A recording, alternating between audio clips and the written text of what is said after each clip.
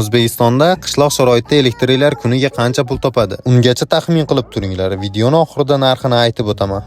Bu yerda qilinadigan ishimiz tashqaridagi hisoblagichni uy ichiga olib o'tish va xavfsizligini yuqori darajada qilib berish. Butun boshli uyga bitta avtomat qo'yib qo'ygan, shu to'g'rimi? Bizga mahsulotlarni Vav Lightingdan yetkazib berdi, dastavkasi ham ichida ekan. Agar do'kon sizga qiziq bo'lsa, daraktimizga lokatsiya so'zini qoldiring.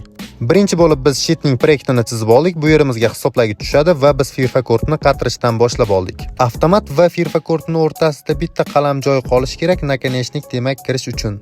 Planka va firfakortlarimizni qatirib oldik. Endi montaj uchun bizga PVZ kabel kerak bo'ladi. Aytgancha nakonechnikdan foydalanish esdan chiqmasin, chunki qizishini oldini oladi. Shit ichidagi yorug'likni ta'minlab beruvchi chiroqlarni o'rnatib olamiz. Ko'rib turganingizdek shitimiz ham tayyor. Endi ustunovkasini birgalikda qilamiz. Birinchi bo'lib shitni joyini ochib olamiz. Shitni mahkamlab olish uchun albastr tayyorlab olamiz va ichlariga yaxshilab albastrni surtab olamiz. Shitni ehtiyot qilib joyiga o'rnatib olamiz. Albatta urvinni ko'rib qo'ying. Devorni perforatorda o'ymaymiz, chunki kabelga shikast yetishi mumkin. O'shaning uchun teshadan foydalanamiz. Gap isboti bilan 1, 2, 3 uchta joydan kabel chiqdi. Kabellarimizni tashqaridan o'tkazib olamiz. Hisoblagichni shit ichiga o'rnatib olamiz va shitimizni quti ichiga joylashtirib olamiz. Istalbadan tushgan pitaniyamizni hisoblagich ichiga mahkamlab oldik.